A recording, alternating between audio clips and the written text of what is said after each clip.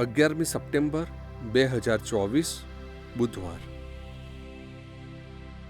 આજના શુભ સંદેશમાં ઈસુ અવળી ગંગા વહાવે છે.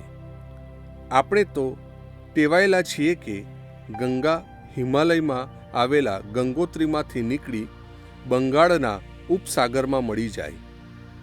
ઈસુ તો ગંગાને બંગાળના ઉપસાગરમાંથી નીકળતી બતાવીને ગંગોત્રીમાં જતી બતાવે છે.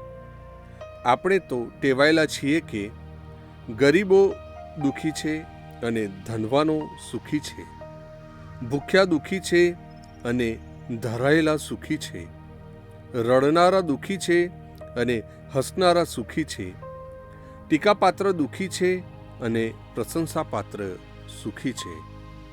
પ્રસ્તુત કરતા અમૃતારા Don Bosco animation centre, Kapadvanj.